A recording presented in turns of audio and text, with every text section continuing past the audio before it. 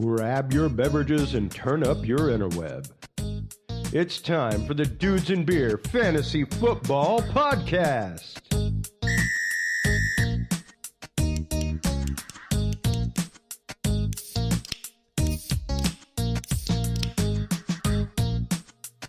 Fantasy freaks and geeks, what is up?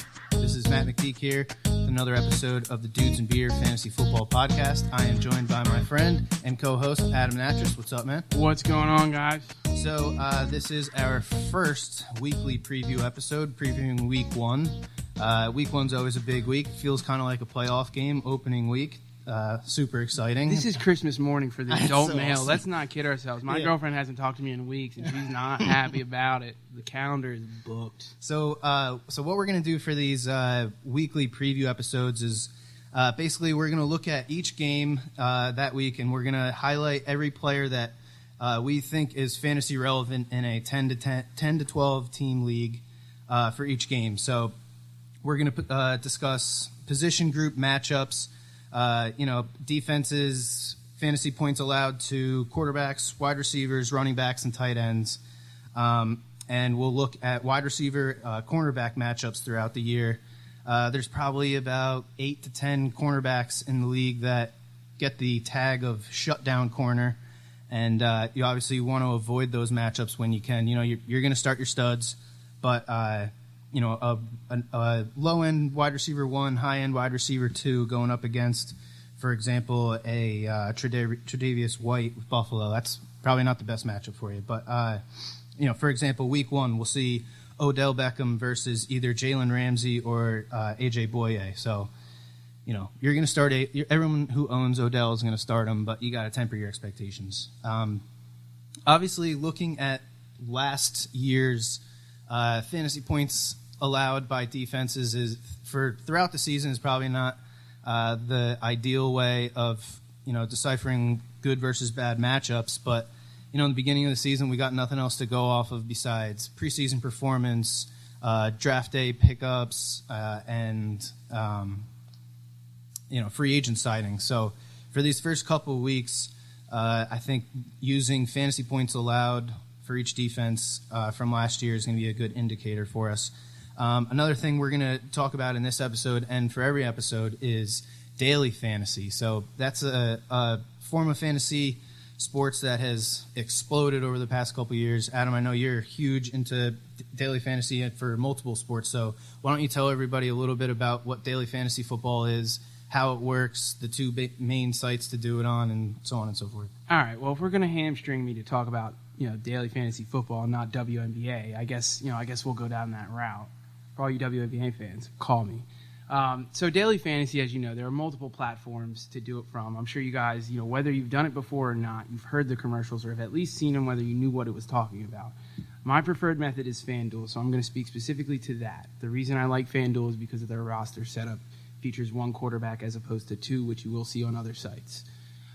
So FanDuel, is essentially, as you hear, it's daily fantasy. So you upload some money into an account, which allows you to play any sports you want. Now, we're going to hone in on football today. So let's say I added $10 to my FanDuel account, and I plan on utilizing that $10 entirely in football.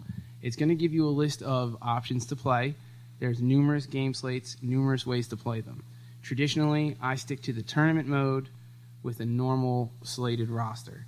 The reason I say that, because if you log in to see, you're going to see single game options where you're just specifically choosing players from that game. Right. While fun, that's getting muddled. We're going to stick with the traditional route of the tournament mode, full roster, full game slate.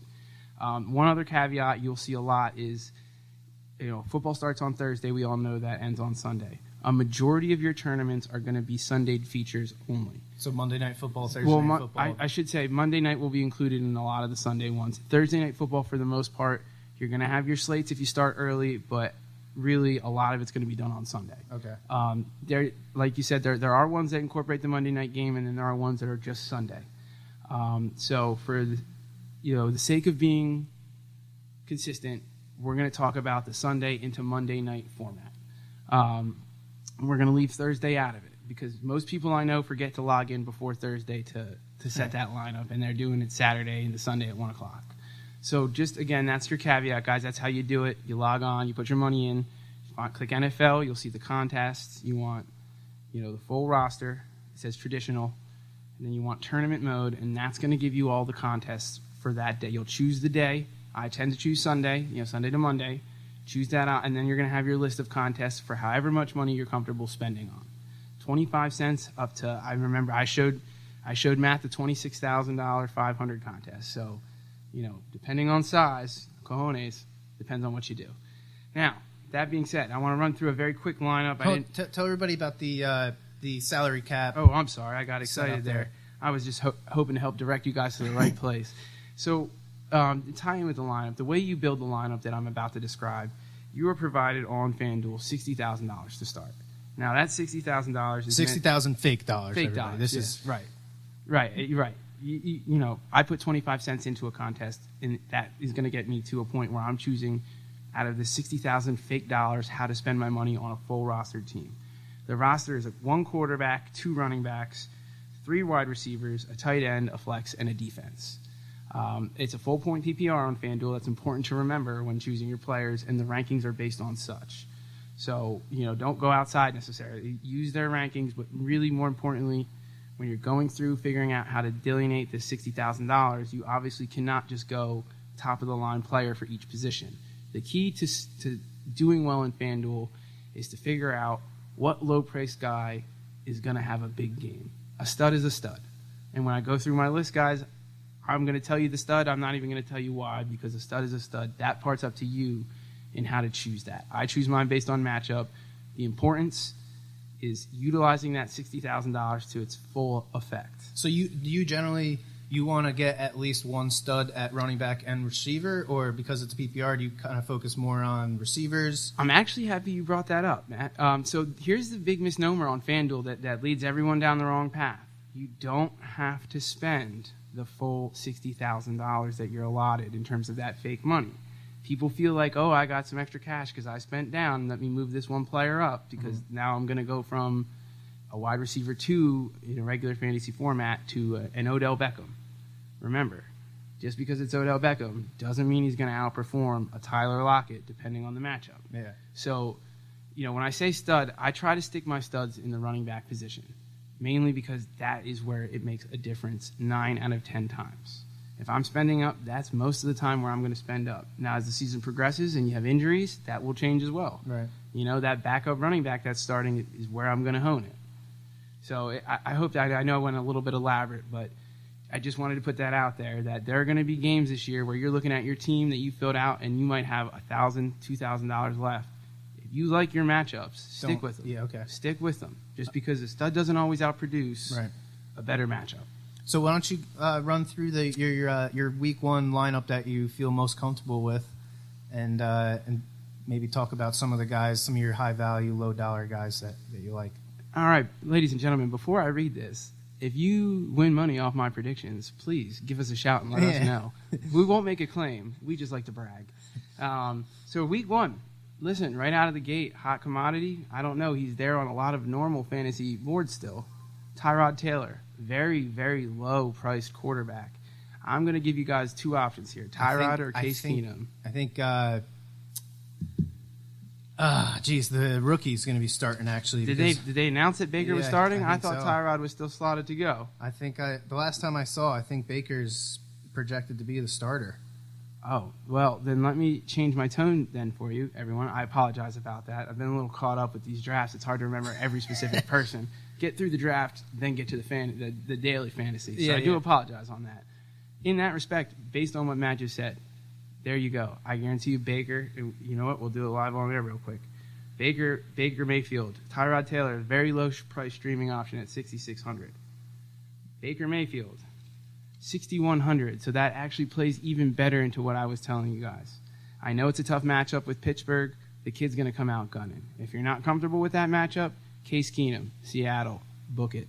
Another low streaming option. So just to go exactly what we talked about, I'm not going Tom Brady. I'm not going Drew Brees. I know Drew Brees has a great matchup. I'm going to go Baker, he's starting, or Case Keenum. Okay. Much lower. Save money at quarterback, spend more money at other positions. And as I already hinted, my next pick will be Alvin Kamara because I'm spending up at running back week 1. There are some very top-of-the-line running backs with top-of-the-line matchups. Mm-hmm. Even McCaffrey you can save a little bit on and have a good matchup with him week 1 against Dallas potentially. Sometimes you're going to see guys that have tougher matchups, but you know they're going to get the ball. Remember, it's a full-point PPR, so sometimes a better defense means your running back's going to catch more. You got to factor that in because you want to use that money elsewhere. Right. So my running back combination with Baker is Kamara and McCaffrey. Then I'm looking at Jarvis because I like the connection in FanDuel. If I'm going to hedge my bet on this quarterback, I might as well go with his top receiver. So the connection. So if you have a quarterback and a receiver on the same team, and the quarterback throws a touchdown to that receiver, there's no bonus points. Okay. But the reason I like to do that is that if I'm already going to risk my bet, there will be random instances I won't based on the other. Since you're already hedging your bet on that quarterback, you might as well go after his number one exactly target. Because if I'm right on the quarterback, chances are that means that receiver worked out, and a lot of times. If I spend up, it's because the duo is high priced. In this week's instance, I'm very comfortable with the Baker-Jarvis combination, which if you guys look, and when you do, you'll see Jarvis Landry is very low priced at $6,600, comparatively speaking to the top of the line guys at $8,000. Right.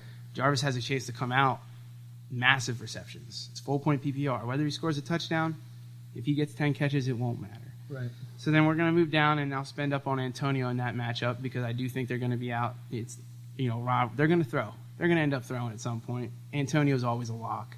That's why you spend up on certain guys like that. Right. Here's the curveball, everyone. Michael Gallup. Will I change this one? Probably not, because if Michael Gallup comes out as the receiver he's projected to be, if he gets 5 catches or 4, he has already paid his value at $5,500. I'm cool. As long as you get your value from the guy, that's all that matters.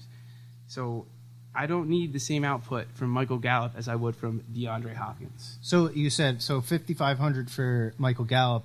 What are you looking for point-wise from him to consider that a break-even at value? So my rule of thumb with FanDuel has always been 3 to 4 times their point value, 3 to 4 times their price, which is why some of the low guys end up being better. So with Michael Gallup, if he can come out and get me 15 points, I'll be very happy. It's a good game. It's 5 catches for 100 yards, no touchdowns. He gets a touchdown, he needs 3 to 4 more catches and a couple yards. It's not hard to produce when they don't have a true number one, and he's probably going to be catching the ball. Right. So then I go to stick consistent, my tight end, and Doku. Tied him in with the receiver, quarterback. Again, I'm hedging my bet that that's the game that's airing it out.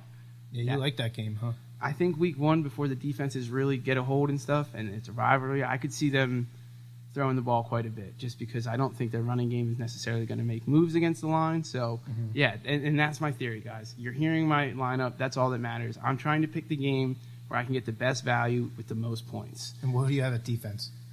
Well, at defense, I went up a little bit, ladies and gentlemen. I went to Vikings. The defense is one of the most slept-on parts of FanDuel that can play the biggest impact. If you can have the defense that comes out and gets 20 points, you're going to have a much better chance at winning because very rarely is a defense majorly owned because there are so many options. Mm-hmm. So I'm hedging my bet that San Francisco, starting out the season, I think it's a good team, but they're playing at home against a good Minnesota defense. And they did just lose the guy that they were counting on to be their number one running back. Did you draft him in any of your leagues? Absolutely not. Me Stuck either. If you guys have been listening, we told you our thoughts on that fool's gold. So far, not looking like a bad listen there, everybody. So that's my FanDuel, guys. Cool. I told you some players. Really, I told you my strategy. Stick with it. You'll have some fun times ahead. Cool. All right, so that's Daily Fantasy. We are going to take a minute, and we're going to come back, and we're going to start going through the NFC home games. So there's 8 of them. And like I said, we're going to go down. We'll talk about matchups to highlight and the fantasy relevant players for each one of those games. So come back with us.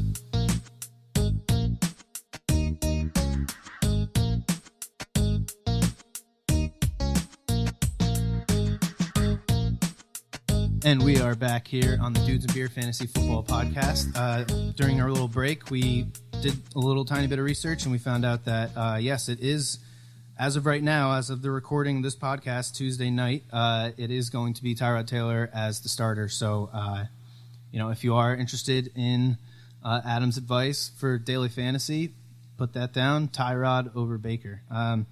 So we're going to jump right into the NFC weekly previews. Adam, what do you got for the first NFC home game? Oh, man, this game was just eating at me a way to talk about because I've proclaimed before how much of a Birds fan I am, but since we're going to keep this to fantasy relevance, there's pretty much 0 people on that initial Eagles team starting Thursday that I necessarily want week 1. Mainly because Nick Foles hasn't looked great. You don't know the running back situation necessarily. I mean, it's J.J., but, that Falcons defense they're not bad. I mean, they get slept on a lot, but I think the Falcons is a team to have. In terms of fantasy, if you can stay away from this game, this might be a game to stay away from because it's going to be a slugfest. It looks like it could be a shootout, but don't be surprised if it's going to come down to who runs that ball better. So, in that respect, no one runs on the Eagles. I'm going Philadelphia week 1, assuming Nick Foles is not a complete disaster. Right. But fantasy-wise, the player of that game is going to be an unsung hero that you do not expect. Right. It could be Julio randomly catching 2 passes for 100-yard bombs while getting stuffed all day. It's going to be one of those things where it's a big shot play that makes the fantasy relevance. What do you think on that one? Yeah, I mean, like I said in the the running back episode, the Eagles' backfield was one of the ones I wanted to avoid. And after my 6 drafts this season, I have no stock in any of the Eagles running backs. It's not that I don't like any of their talent. It's just there's so many of them and they're so hard to predict and they spread the ball around so much. So I don't really like any one of them particularly. Maybe Sproles is kind of a dart throw for DFS because last year the Falcons gave up the 7th most fantasy points to running backs. So that's not a very good matchup for that group of Eagle running backs. As you said, the wide receivers for the Eagles are so beat up. Jeffrey's going to be out. Aguilar's questionable. I think the only wide receiver on the Eagles you can count on is Matt Collins if anybody drafted him in a 10 or 12 team Certainly league. Certainly he didn't start on week 1. He looked like a good player last year. He could end up being something. It's just I don't see it happening this week. Right. I don't argue against Mac on the bench. I argue if he's in your week 1 lineup, something went wrong. Yeah. And obviously in this game, Julio, you're going to start. He's your stud. Devontae Freeman, you're going to start. Zach Ertz, you're going to start. It's a lot of big name players that you're not going to have the option. Yeah. It was more from a point you're going to have to start Julio. Does he? What's going to happen from there is going to depend, like I said, I think entirely on that big playability. All right, so why don't we go to the next NFC home game? Well, now we're looking at that Jacksonville, New York matchup, huh? So that's an interesting one because we all know that there are players amongst the 2 teams, again, that you are going to be starting regardless of what you think. For example, myself with Saquon, he's starting. Do I like the matchup? Not in the least bit. That Jacksonville defense is nasty. Yep. Nasty. Like, I love the Birds. I do. They're my team. That Jacksonville defense is nasty. Yeah, fewest fantasy points to quarterbacks, fewest fantasy points to wide receivers, 10th fewest points to tight ends. They just shut people down, bro, all season. You saying that the only player that might have a good game. Now, look, we can't predict Saquon. He's never played an NFL game. Right. We can tell you it's going to be an uphill battle. Yeah. But I can tell you that the one player that might actually have a good game from that New York team is probably Sterling Shepard because at some point someone's going to be open. I think it comes down to whether or not the Giants use him in the slot or if they put him out wide. Because if they put him out wide, not a shot. You're going to done. As I mentioned before, week 1 wide receiver cornerback matchups, the Giants get probably the toughest tandem of cornerbacks in the league. You get AJ Boye and Jalen Ramsey. So, and Jalen's been running that mouth. He's coming out firing. And I mean, he didn't really go off on Odell like he did all the quarterbacks. No, you can tell he's got some respect for Odell, but I think that's I love that that's the Sunday night game because we get to watch probably one of the best. It's one of the best receivers, one of the best cornerbacks that are going to go at each other the entire game. It's going to be awesome. So just a little that got flexed to 1 o'clock. Oh, did it really? Yeah. So while we're on the topic, as soon as our boy John Gruden did the old head scratcher. Sunday night is now Chicago, Green Bay. Of course it is. Everybody wants to see Khalil Mack in blue and orange. He's a beast. Yeah. But back to what you said real quick. I think that Jacksonville defense is so nasty. It's going to force the Giants to put Sterling in the slot is the only option to move the ball. Right. That's why I think he could have a good game. And if Evan Ingram, I don't know if he's still in concussion protocol. I don't know what the deal with Evan Ingram in this game is. If he's there, obviously that's a very good bet. He's a great tight end. Yeah. But in terms of the guys you are already starting and don't have a choice, like myself and Saquon, it's going to be interesting. Let's look at the matchups, the Jaguar matchups against the Giants. So last year the Giants defense was absolutely pitiful. I know last year you made lots of money on betting on tight ends against the Giants. Every time. It didn't matter the name. They gave up the most fantasy points to tight ends, the most fantasy points to quarterbacks, the 8th most against wide receivers, and the 10th most against running backs. So you start your Jaguars this week. Oh, yeah. You got Leonard Fournette, who's probably going to have one of the better games of the season. So he's a stud that you're going to start no matter what. The wide receiver group is the interesting one for me here. They lost Marquise Lee a week or two ago with a ACL. So Keenan Cole, D.D. Westbrook, hopefully one of them emerges after this game as the solid number one receiver. And then Austin Seferian-Jenkins, who, as a Jet fan last year, I loved him on the team. He's got some talent. He's probably the best tight end we've had in years. And with the Jaguars losing Marquise Lee, I can see Austin Seferian-Jenkins getting a big upswing in targets, especially because the Giants were so bad against tight ends last year. And it's important to note the Giants really focused on that offense, protecting Eli and adding weapons there. So it doesn't seem like they really made too many. You might be able to do that tight end scheme again, and I'm with you. Seferian-Jenkins is the highlight, mainly because if you trust Blake Bortles at this point, you haven't been watching. But a tight end is a pretty sure bet no matter the quarterback. Yeah, and like we were discussing off air a couple of minutes ago, I mean, if you can get 7 to 10 points from your tight end, I mean, that's as solid of a tight end performance as you're going to get without, one of these big, huge games that you see from Gronk and Kelsey and Ertz. So I think Austin Seferian-Jenkins has as good of a chance as any tight end this week to catch a touchdown. I think he's a fantastic streaming option across the board. I mean, maybe you have a tight end that you're not ready to start. He's a rookie. Like if you have Ndoku, right? I would probably go Seferian-Jenkins. My first FanDuel lineup, actually, I have Austin Seferian-Jenkins as my tight end. I think that's a smart move. Yeah. I think it pays dividends. Thanks. All right, let's go to the third one. Bucs Saints. Ooh, this is going to be a smackdown of epic proportions. If you're starting anybody on the Buccaneers at this point, other than Mike Evans, which I understand because you probably got him at a steal with the quarterback cluster going on, God love you. God love you. There's not a running back there that you can choose and start willfully. I don't even think Deshaun Jackson's name has been mentioned in years. I think Deshaun's a bum, dude. I do too. Actually, there's who I like on that team. I like Chris Godwin, but I don't know if I like Chris Godwin week 1 when Fitzpatrick's produced in the past. You never know, but if I can avoid it, I'm avoiding that because look, the Saints are going to come out and do what the Saints do. They're going to score. Yeah, the Saints last year had one of the best defenses in the league. Oh yeah. Tampa's defense, though, not to sleep on, has some studs, too. Like, you got to remember, there are really talented players in that defense. It's just they're always playing catch-up. Yeah. Wears the defense out quickly. Yeah, they got 2 really good linebackers. They got a great defensive line. But the Saints are just they're gonna blitz a well-oiled machine, man. Drew Brees, he's a Hall of Famer, and last year he had, I think, one of his worst statistical years, but with the running game that they have, with the defense that they have, with Michael Thomas, they're just I don't see how Tampa Bay can stay in this game for very long. It's going to be a blowout, which, assuming that it's 100% correct, one of those receivers on Tampa is going to get the ball thrown to him. Yeah, so you gotta like Mike Evans. He's a stud. Targets this week. He really is good. Yeah. If they're going to be, I assume they're going to be losing by at least 10 points by halftime. So I could see Mike Evans coming out and getting a lot of passes thrown to him, especially with Fitzpatrick at quarterback. That's what I was going to say. Don't forget, Ryan Fitzpatrick has made unknown receivers relevant strictly from the fact that he just likes to throw the ball 15 yards to the same dude 20 times over. So. Yeah, and if you're Ryan Fitzpatrick and you look at what they have at running back, You're doing the same thing. I would be throwing the ball to Mike Evans every single play. Right. So or maybe a Cameron Brate will put out there because they've had some chemistry. He might actually collect some receptions, come Sunday. Yeah, maybe that's another DFS play.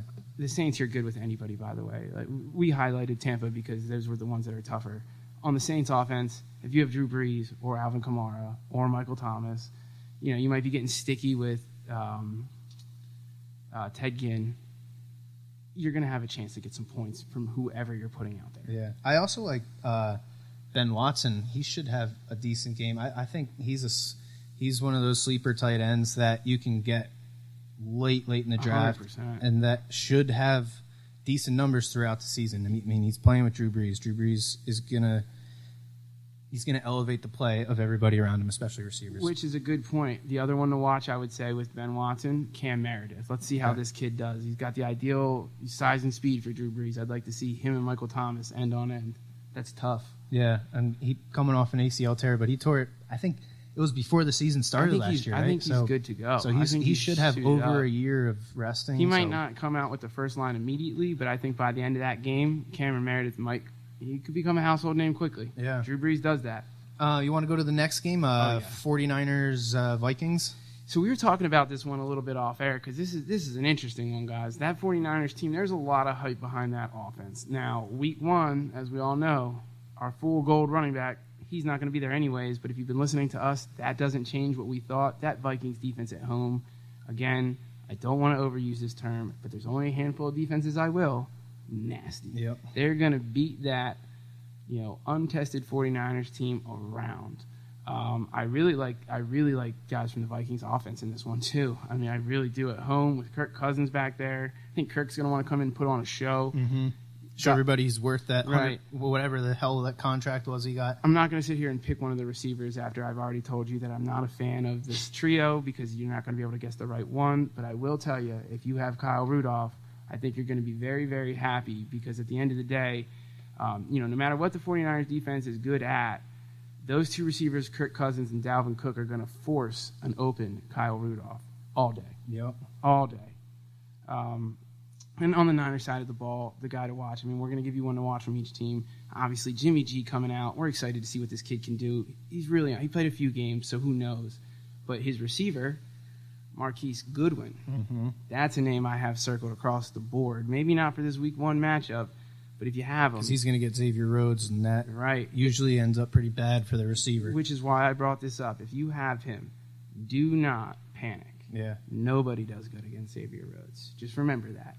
This kid's the number one wide receiver. It might take some time to click, but nobody does good against this defense. Not at home, not week one, not after losing late last year, not with the adjustments. Vikings offense all day. Yeah. And I've already said I'm taking their defense in FanDuel, so that should tell you what I think there. Yeah, you got to expect Kirk Cousins to at least have a decent game, if not a good game, with him wanting to come out and prove himself. Dalvin Cook is the running back to watch on that team, but with him coming back off this ACL tear, I could see him maybe getting less carries this game than whatever he's going to, his average carries per game at the end of the season will be. I can see Latavius Murray maybe coming in on, short yardage situations and goal line situations to try and maybe give a little less wear and tear on Dalvin Cook this early in the season. But, if you have Dalvin, he's one of the studs. You're going to start your studs. Stephon Diggs, Adam Thielen, Kyle Rudolph, Dalvin Cook, Kirk Cousins. You're going to start those guys. Like we were talking about, Jerick McKinnon towards ACL in practice a couple days. He's out for the season. So the 49ers running back situation just got a whole hell of a lot more interesting. Did you, after seeing that news, did you reach out and check out your waiver wires and leagues and pick up either Breida or Alfred Morris? So I thought about that extensively, and I did look at that extensively, and I would love to tell you I did that, but I did not, and I'll tell you the reason I did not. I stayed away from Jerick McKinnon, the same reason I'm going to stay away from that rest of that backfield currently.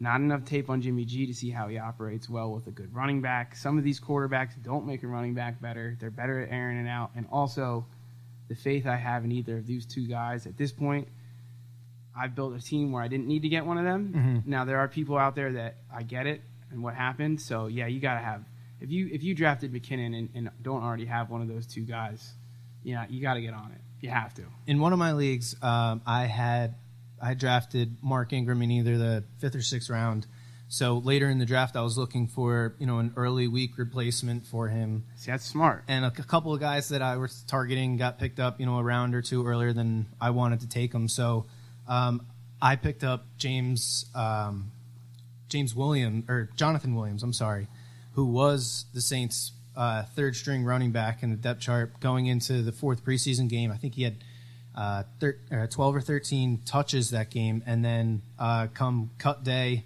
he was gone. So after I saw that news with Jerick McKinnon, I dropped him and picked up – I dropped Williams and I picked up Alfred Morris because the McKinnon owner had already picked up Breida. But, yeah, I think if you're looking at both of those available on the waiver wire, I think Breida has probably the higher floor. He's probably more of an explosive player at Alfred Morris's stage in his career. Breida knows the offense, right, but Alfred Morris has been a running back before. And Alfred Morris has also had one of his best seasons with Kyle Shanahan right. when they were in that's Washington. Nothing to sleep on. So that's, we saw it last year with Jacquizz Rodgers in Tampa Bay. When a coach loses a running back and he has history with a running back that's on that team and he trusts that running back, you can count on that running back getting some significant touches. And I think Alfred Morris I think they're going to split right down the middle, at least in the first couple games, until somebody, shows that they are the better of the two. But at least in the meantime, like I said, if you need an early week replacement to a Jerick McKinnon, or like I said, if you're one of the people that drafted Mark Ingram and you need somebody to fill that flex spot for the first couple weeks, maybe one of these 49ers running backs is worth it, especially in PPR, because we know how much Kyle Shanahan likes to throw the ball to his running backs. If you're hesitating on your running back whatsoever in one of those slots, I agree with you completely. Take the sure thing. You know one of these dudes is going to get the option. So if you're hedging your bet on a secondary running back to someone else's starter, about face and go get one of these guys that's going to get the chance. Yeah, you want starting running backs. You want guys that you're not going to have to look at after a week and see that he only got 4 or 5 touches. And, 100%. Again, opportunity is better than talent. Yes, talent matters, but the opportunity that player gets is the most significant in fantasy football. So couldn't agree more. Let's go to the next NFC home game, Cowboys at Panthers. This game is probably one of my more favorite fantasy matchup games, mainly because you've got a slew of guys that are being taken, middle to late, not named Christian McCaffrey and I guess Cam Newton and maybe even Greg Olsen, but you got guys in this game like a Devin Funchess or a Michael Gallup, as I mentioned. I know the defenses. I get that, but back to what we said with opportunity. This is a game where you're going to find guys that you can fill slots in. It could be Michael Gallup catching 1 of 7 targets because he's being smothered, but the fact is he is being smothered while getting 7 targets. Like this game right here to me is a future game. This is the game I want to watch because I want to see is Cam throwing to Devin Funchess. I don't care if he's smothered and not catching it, if it's close, as long as it's not user error there. I want to see where this ball is being thrown. Right. I don't care. Who's getting those targets? Exactly. This is the game. We'll call it the target game. This is the target game. This game alone could help make people's fantasy years based off of there's going to be guys that come out of this one that are still available. So if you have an injury or you have something, this is the game to watch. Your Cam Newton is going to come out and ball. Dallas's defense to me is always going to be a joke, but that's biased.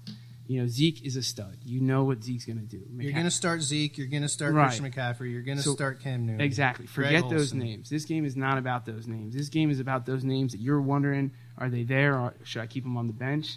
That's what I'm focusing on this game. Because I will admit, I do have the number 1 receivers on both teams, and I said plural because it's really not bona fide other than Devin Funchess.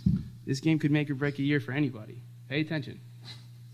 I like Cole Beasley, surprisingly, actually. I think I was watching one day, inside training camp, and Dak Prescott could not shut up talking about Cole Beasley, how he loves Cole in the flex, in the slot. He really trusts him. I can see them peppering Cole Beasley with targets. That's a great name to bring up. And for what I said, Cole Beasley's probably there, guys. And if he's not, you could probably get him pretty low. Yeah. Pay attention. The Panthers gave up the 5th most fantasy points to wide receivers last year. So starting, Michael Gallup, Allen Hurns, Cole Beasley, if one of these guys is on your roster, It's a good start, and like I said, I like Cole Beasley as a DFS play too. One of those cheap guys that you can throw into into your flex, and that you know is going to get 5 to 8 targets probably. And if you had to guess, Cole Beasley's playing in the slot, so he's not taking their top corner. He's going to be open. Right. They're going to throw the ball. Yeah. Let's move to the next game. That would be the Redskins at the Cardinals. Okay. This is a weird one. I think the Redskins are favored mainly because the Cardinals with the rookie quarterback situation. This is another very interesting one from fantasy. You got your guys that are definitely going to start. You're starting David Johnson if you have him. Very few people have a quarterback from either team.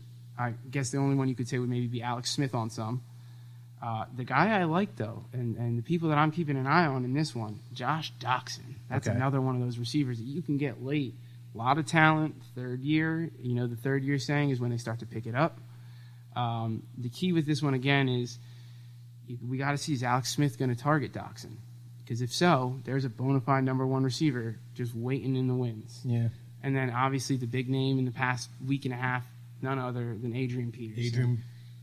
I don't know about you, but if you are not excited, and I hate the Redskins, I'm not afraid to say it. I hate them, but if I lied to you and told you I wasn't looking forward to seeing AP come out and be Adrian Peterson, well, that would just be incorrect. So yeah, I mean, Adrian Peterson comes in, he's clearly the one, like right away, because it's such a messed up field. Yeah, everybody else, every other running back on that roster is either hurt right now or they're coming off injury and they're not at 100% yet. Adrian Peterson is still fresh. If there's ever a week where the Redskins are going to give Adrian Peterson a big workload, it's going to be this week. But just look at the talent in their depth chart at running back. It's non-existent other than Chris Thompson, who they only use for third downs, which will play into an effect keeping Peterson healthy this year, where you're getting him at like 100, and I think he's ranked at like 110. So that's a big game here. Again, this is another guy that could come out. You're going to see week one. Is this the starter? Yeah. And we've already told you how hard it is to find true bona fide running back ones. Yeah. Well, here's a game we could see one late.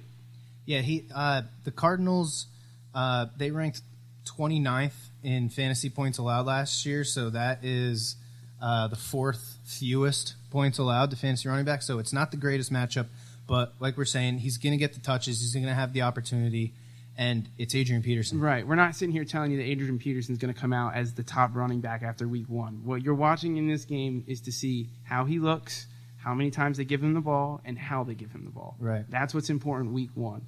Listen, your fantasy season is not going to be made or broken if you lose or win week one. Yeah. I won my league last year. I think I went 0-3. But the important thing in the early weeks, see who becomes the starter. Right.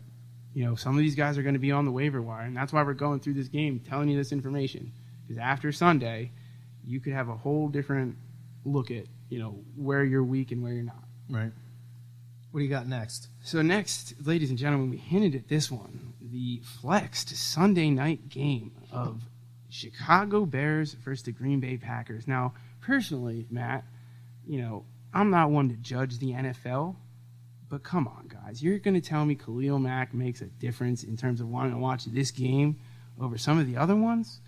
What is it, the Aaron Rodgers star power? Is it that contract that they think we're all going to tune in to watch? I mean, I am, because I love watching Rodgers, sure. It's the Rodgers-Khalil matchup that... Is Khalil going to matter that quickly? I mean, he's a stud. He's a stud. This kid can play some football, but that's a very quick turnaround time to learn a playbook, unless they just say, go get the quarterback, right? Right. I mean, he's a defensive end, so, yeah, you know, we say that jokingly, but, like... They have to play the run. They have to know which way everything's going. But, like, if you have a former defensive player of the year... and you can just throw him into your lineup. I mean, if there's one player this is going to work out on, it's Khalil Mack. That's why we all think John Gruden's a bit nuts for that trade. I get the first rounders, but dude, come on, man, your goal from a first rounder is a Khalil Mack, right? So what are you doing? And I've been watching ESPN and CBS and NFL Network, and everyone's argument is that the Bears, Mitchell Trubisky is still playing on a rookie quarterback deal. Derek Carr is not. They had to pay their quarterback, so now they can't. That whole thing is just beyond me at this point. It's dumb, man. Like, what have you seen from Derek Carr to say that you should have him instead of Khalil Mack? He had the one, was it the one season where he had 4,000 yards passing, and that was it. Like the 1-10-6 season, and then he got hurt in the last game of the season. And they would have been better just saying bye Derek, pay Khalil, and ask us for Nick. Well, no, I think they could have maybe gotten away with maybe franchise tagging the quarterback for a year or two, and I mean, you don't want to go down the Kirk Cousins Redskins route, but right. I mean, if it's that difficult to sign Khalil Mack, then obviously your salary cap issues are not just at quarterback and defensive end. There's a reason. I know they're paying their offensive linemen a hell of a lot too. So just remember, there's a reason they generally don't bring a coach out of retirement 20 years later or almost 20 years. It's just such a different game. I get he's announced it. He hasn't coached it. It's a different game.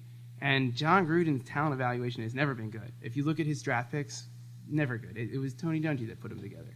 But regardless, let's get back to the... Sorry. Yeah. I feel like that was necessary, though, with the impact of the Khalil Mack trade and then flexing this game. Right. Week 1, that Rodgers show, you know he's coming out gunning. After being hurt last year, coming in at the end, I'll tell you what, if I have any Packer receiver, I'm starting him. I don't care what his name is at this point because Rodgers is very capable of throwing 5 touchdowns at 3 guys. Yeah. Now, the big name, Matt, and I want to ask you about this because of where he's going in drafts, I've seen him being reached on. I've seen him being slept on.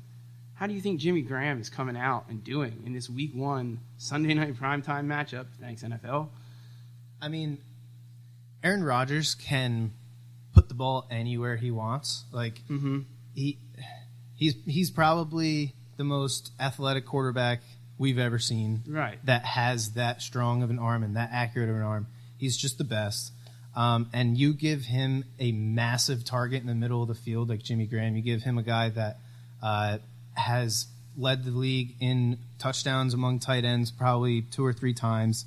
We saw what he can do in New Orleans with Drew Brees, with a quarterback that can throw your receivers open, and Aaron Rodgers can do that. I think Jimmy Graham with Aaron Rodgers is probably going to be one of the most potent quarterback tight end matchups we see this year.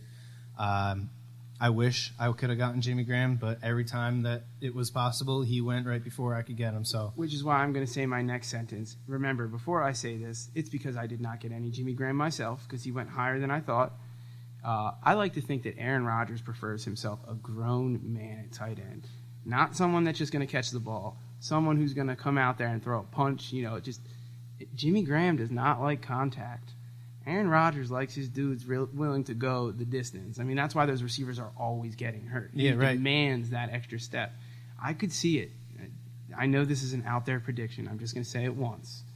I could see 2 or 3 games in Aaron Rodgers getting tired of this knick-knack nonsense and expecting his 6'8", 250-pound grown man tight end to go out there and bust somebody in the chin strap. And because he won't, I could see him saying, nope, call Richard Rodgers back up. Who came to the Eagles, right? Yep. That was a great... I talk about Eagles tight ends that they've got. Dude, last year they went from Ertz, Burton, and Selleck to now this year they have Ertz, Goddard, who looks like Ertz 2.0, oh my God, that and now package Richard Rodgers. I think he's probably one of the best signings this past offseason that nobody's talking about.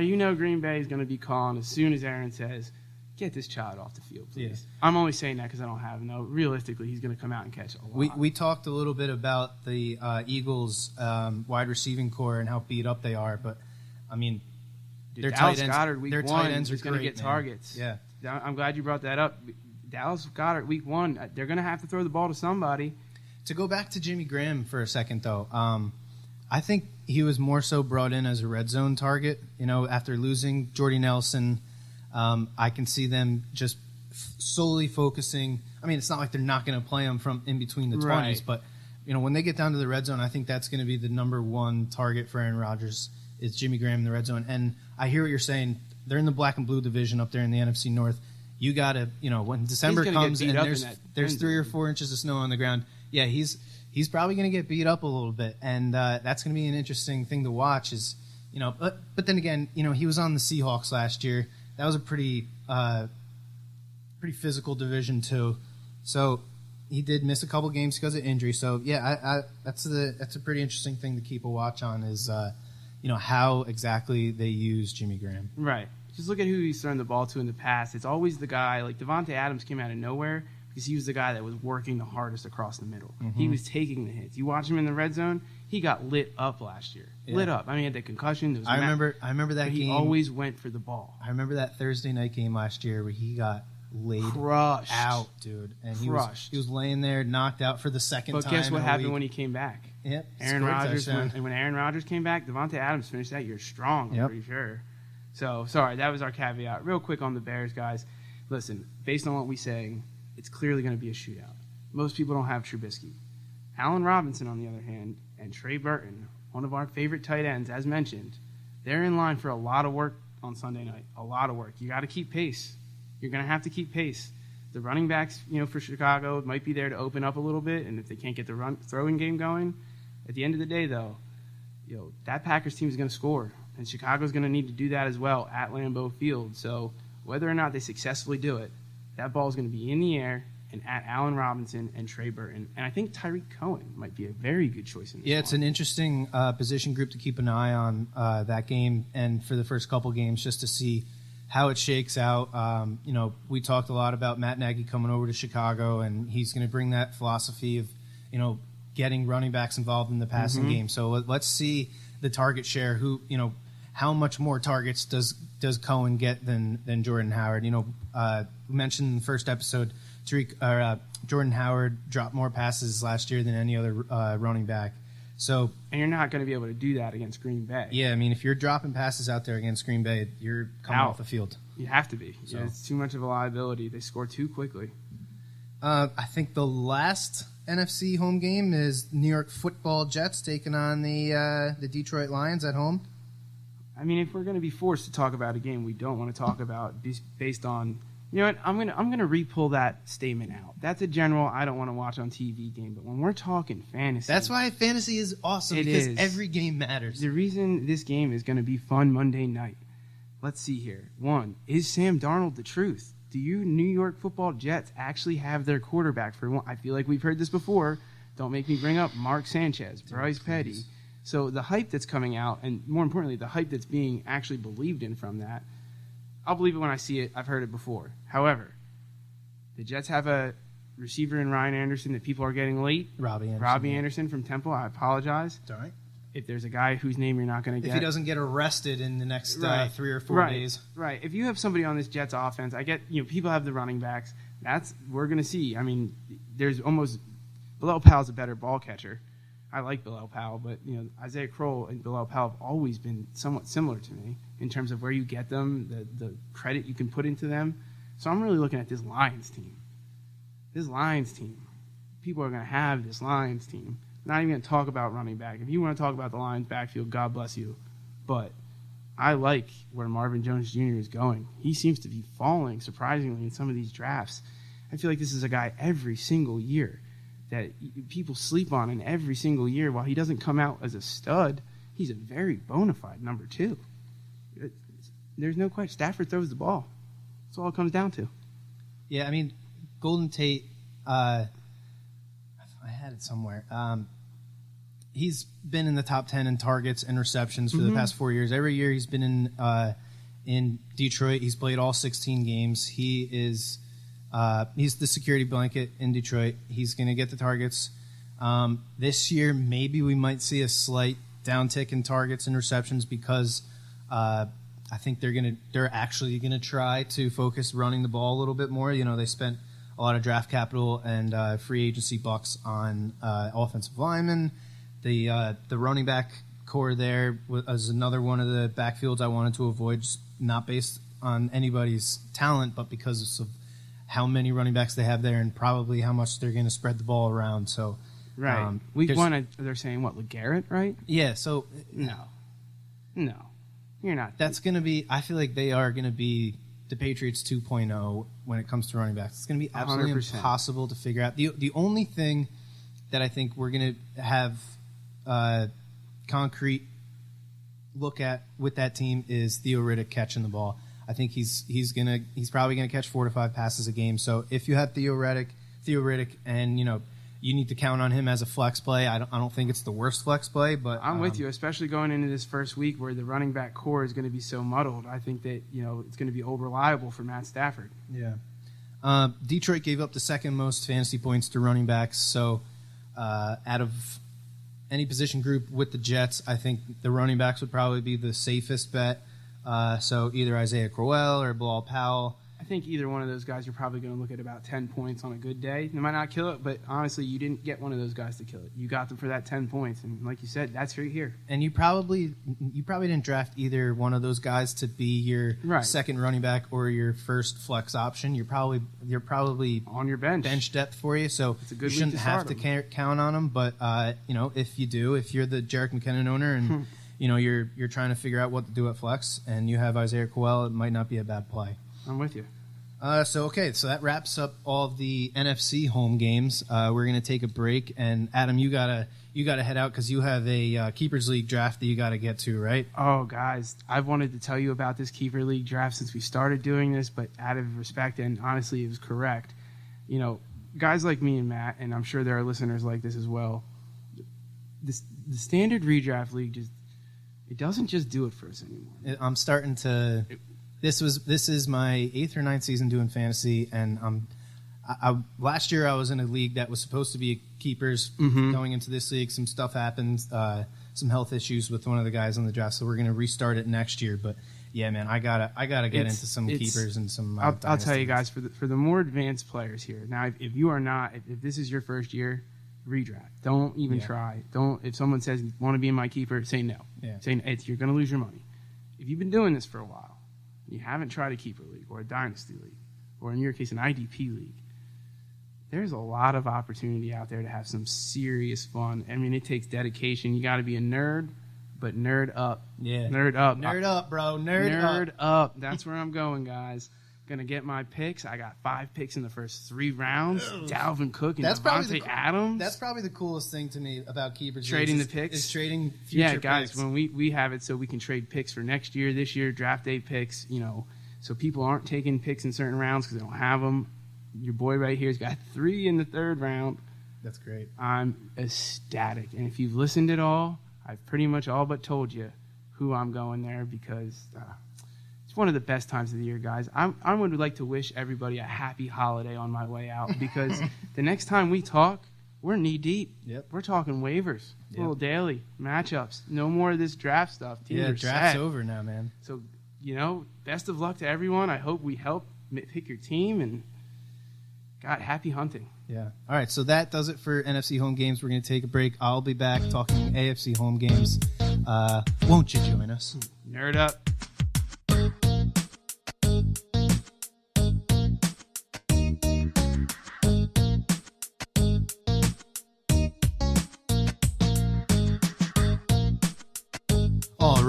All right. We are back here on the Dudes and Beer Fantasy Football Podcast, getting ready to preview all the AFC home games.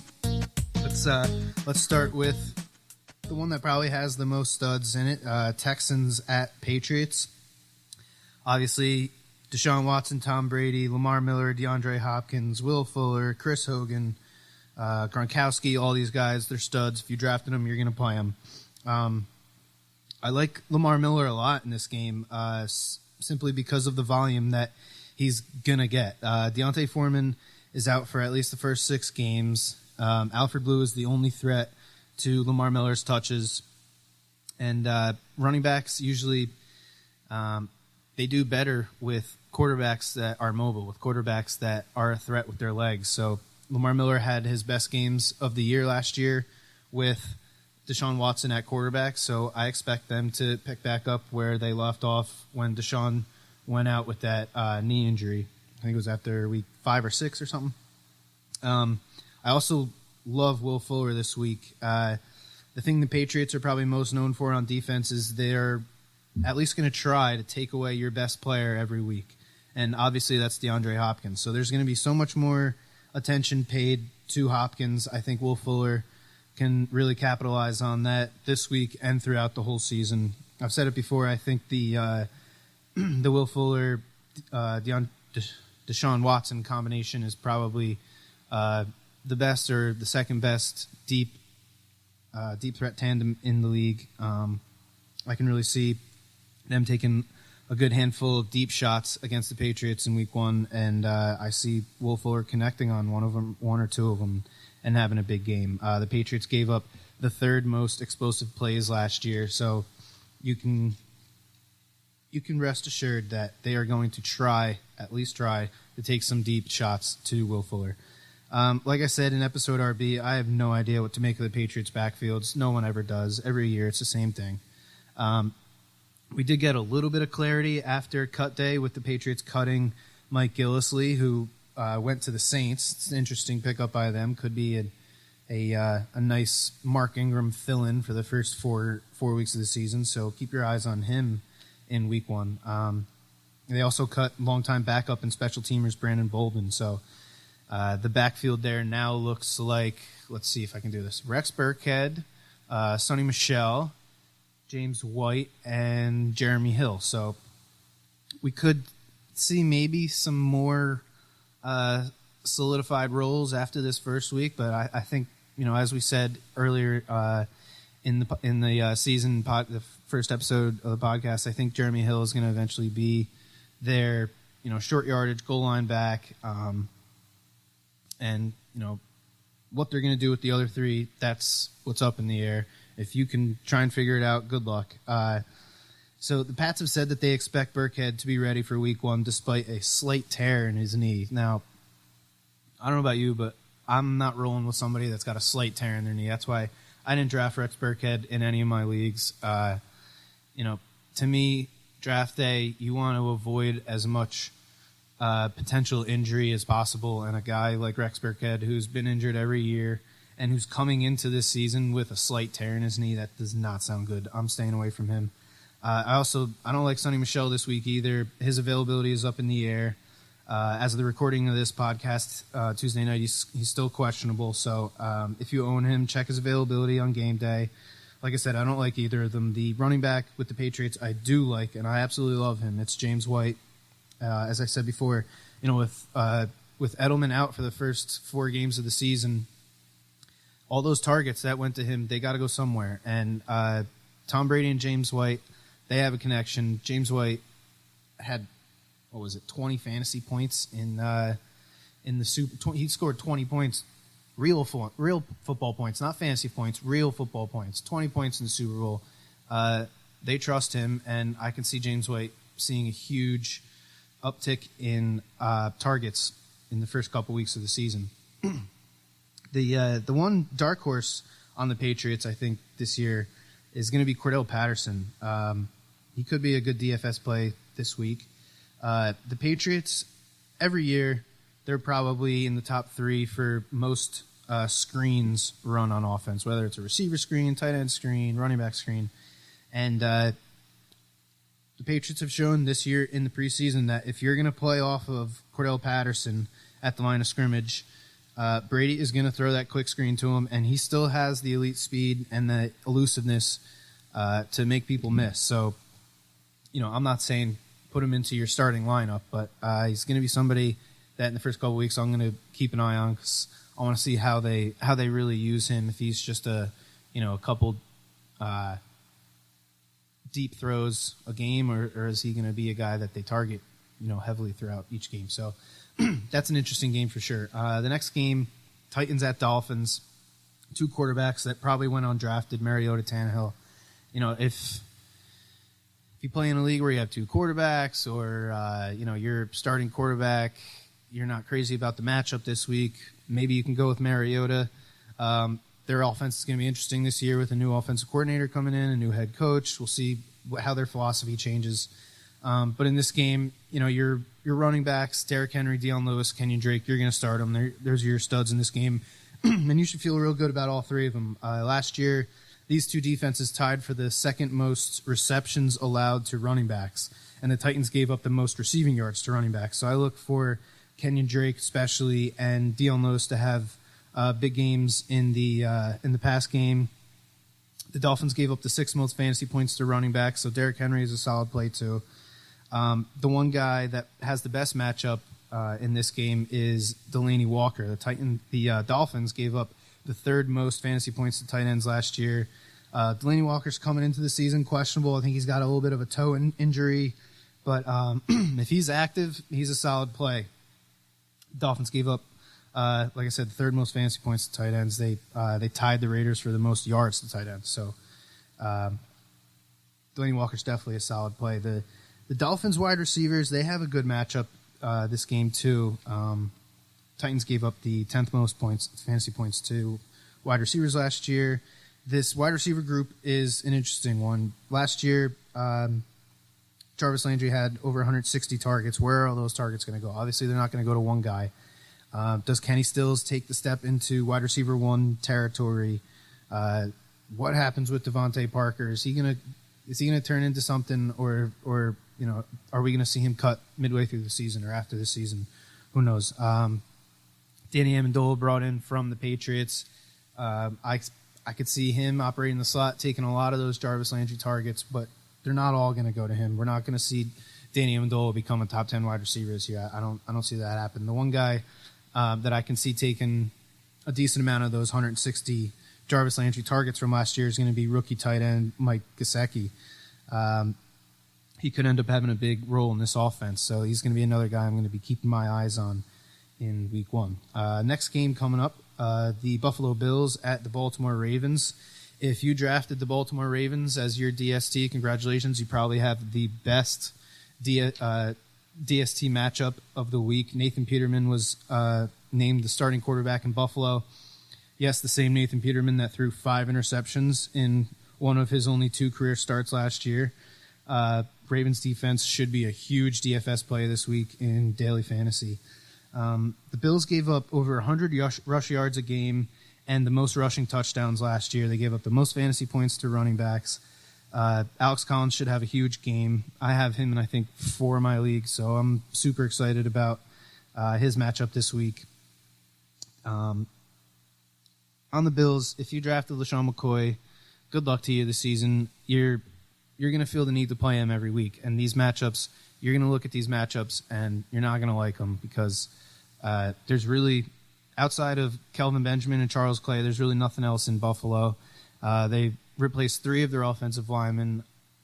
I think it's going to be one of the worst offenses in the league this year.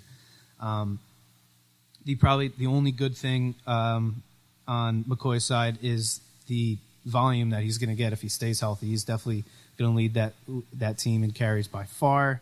He's probably going to have the most targets on the team. He's probably going to be the second best receiver on that team. So with that being said, I'm still not big on McCoy. The Ravens gave up the 11th most fantasy points to running back, so it's not a bad matchup. But like I said, I don't trust McCoy. I don't trust that offense. The Bills gave up the 5th fewest explosive plays last year, so that's a run over 11 yards or a pass over 15 yards. Ravens deep threat John Brown probably isn't the best play this week. I don't think there's too many people out there in a 10 or 12 team league that drafted him thinking that you were going to count on him as a wide receiver 1 or 2 or an every week flex play. But there's probably somebody out there that has him on his team. But yeah, I wouldn't start him this week. Bills have a group of really good safeties.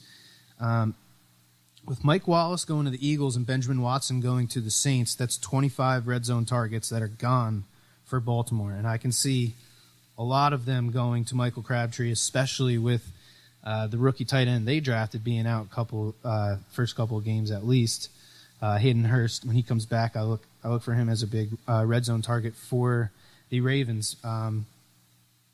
But Crabtree is still going to have probably one of the worst cornerback matchups of the week. He's going to probably end up getting Tre'Davious White, elite corner on the Bills. So if I have Michael Crabtree on my team, I'm definitely staying away from him. Next, we got the Cincinnati Bengals visiting the Indianapolis Colts. Start your Bengals, everybody.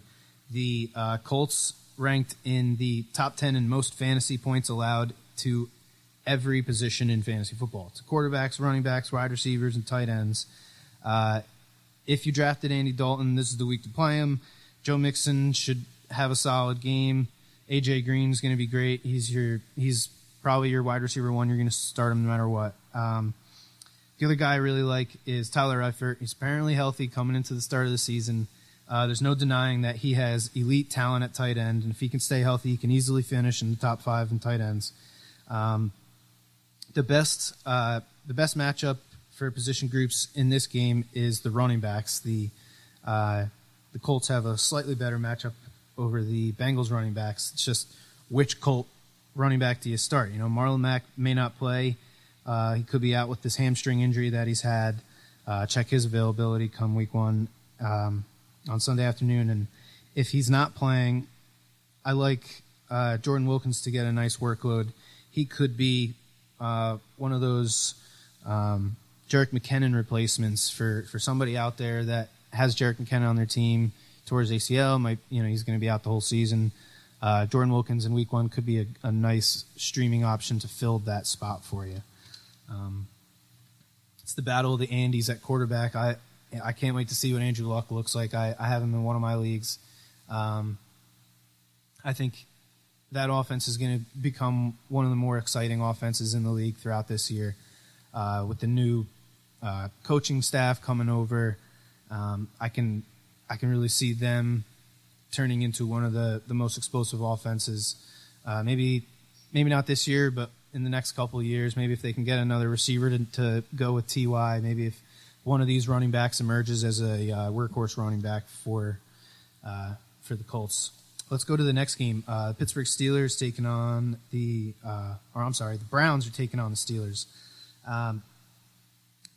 This is probably the best week to play Ben Roethlisberger on the road. He's been notorious for laying eggs on the road, and if you drafted Ben Roethlisberger, you can feel good about this matchup. The Browns gave up the 4th most fantasy points to quarterbacks last year. Obviously, if you got Antonio Brown, Juju Smith-Schuster, Jarvis Landry, these studs, you're going to start them. The one guy that is unknown right now is the Le'Veon Bell situation in Pittsburgh. It's Tuesday, and he still hasn't reported to camp or to the team. If he does come tomorrow or Thursday and they decide that they're going to make him active and play him week 1, I can't see them giving him any more than 10 to 15 carries at most. There's no way you come right off the street. And yes, he could have been staying in the best shape of his life at home or whatever gym he goes to and, with whatever trainers he's got. But you can't just come in, not play a single down throughout the entire training camp, the whole preseason, and just come in and all of a sudden get the same workload that you always get. I don't like Le'Veon Bell if he plays this game. James Conner, if he's out there, if you're the Le'Veon Bell owner, I would suggest you handcuff him even if Bell wasn't coming off of this contract dispute. James Conner showed last year he's a great backup, and I can see James Conner getting a good amount of work this game. The tight ends in this game have interesting matchups. The Browns gave up the 4th most fantasy points to tight ends. The Steelers gave up the 3rd fewest fantasy points to tight ends. So I would stay away from David Njoku, and if you're one of the tight end streamers out there, Vance McDonald and Jesse James could be nice plays for you this week against the Bills. Again, they gave up the 4th most fantasy points to tight end. So that should be an interesting matchup there in the AFC North. Let's go over to the AFC West with the Chiefs visiting the Chargers. More injury bug plaguism for the Chargers. You got Jason Verrett missing the season with another torn ACL. Feel bad for the dude. Just can't stay healthy. When he was on the field, he showed he's a great corner, but you just can't stay healthy. This game is the perfect example of you play your studs, okay? Kareem Hunt, Tyreek Hill, Travis Kelce, these are all guys that you drafted in the first 4 or 5 rounds. Kareem Hunt was a first-round pick. Travis Kelce was the 2nd tight end taken. Tyreek Hill is probably either your wide receiver 2 or your best flex option week in and week out. That being said, going up against the Chargers, they have not so great matchups. The Chargers gave up the 4th, 5th, and 6th fewest fantasy points to quarterbacks, tight ends, and wide receivers, respectively.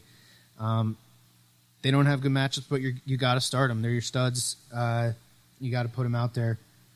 And this is a perfect example of even against good matchups, you got to play your studs. The Chargers wide receivers have the best matchup in this one, with the Chiefs giving up the third most fantasy points to wide receivers last year. Keenan Allen should have a great game. The tight end situation in Los Angeles, Antonio Gates just signed a contract a couple days ago, so he'll be back. Probably going to be his last season unless Hunter Henry gets hurt again next offseason and they bring him back for another go at it. But Mike Williams is interesting to me. I can see them using him as a big red zone target.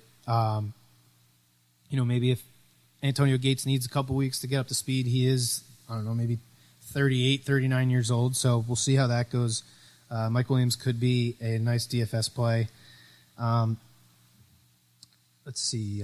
Sammy Watkins is probably going to be the easiest to sit amongst the Chiefs players in this game because of where you drafted him. I got him in a league with my second to last pick.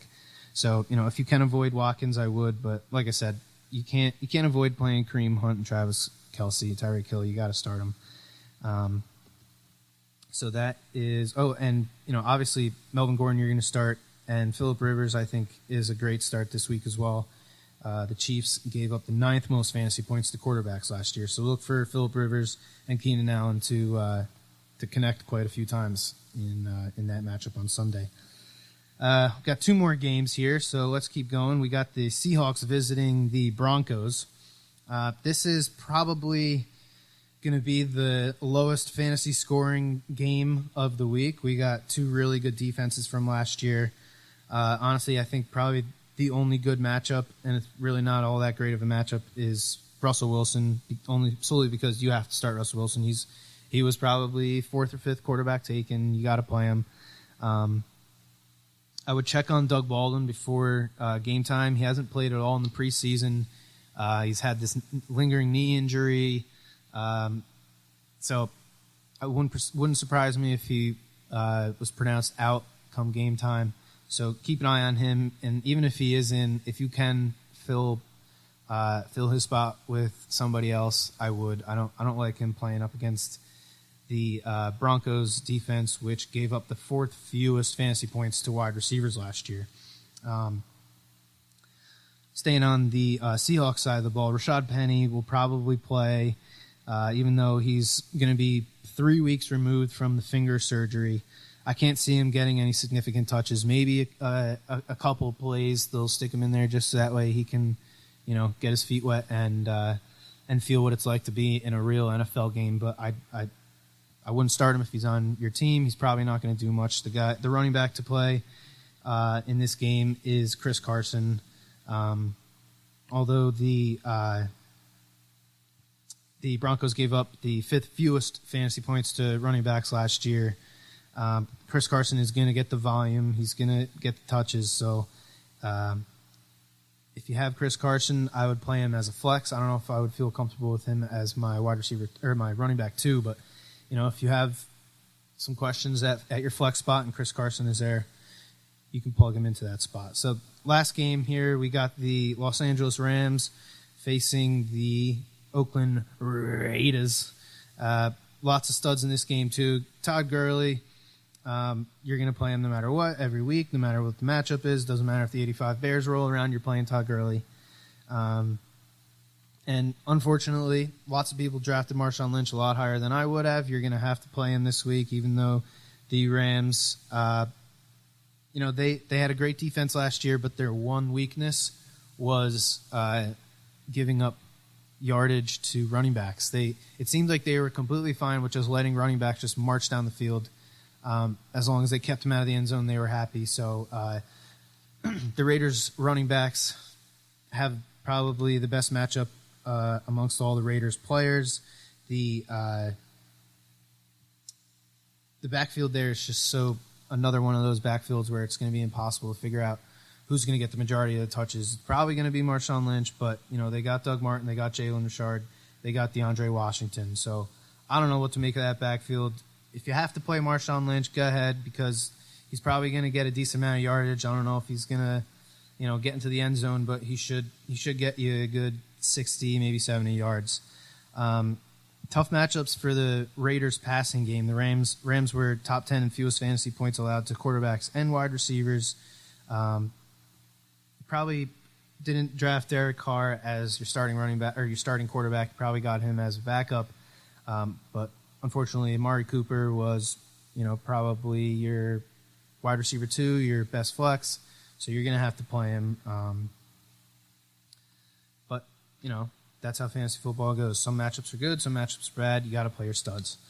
So that wraps up week 1 of the NFL season week preview. So tune in next week, and we'll give you everything you need to know getting ready for week 2. Also, we'll have our waiver wire special. The first one of the year will be on the Dudes and Beer podcast live on Tuesday nights. Definitely tune in for that, because unfortunately, somebody's going to get hurt this week. Somebody's going to, emerge as the best option somewhere. And these first couple weeks, riding the waiver wire is probably the most important time of the fantasy season. Get these guys now. Don't sleep on them. Waiver wire is important, people. So thanks for tuning in for this episode. We'll see you next week.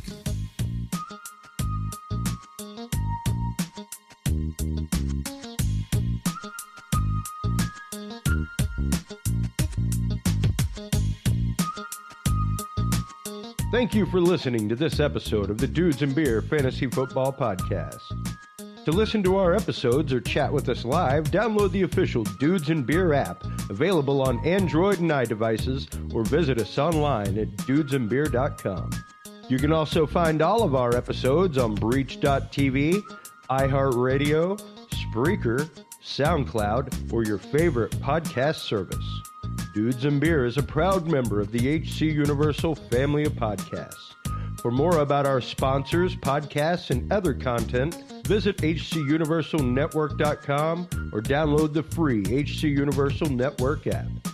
Thanks for listening, everybody. And until next time, drink responsibly.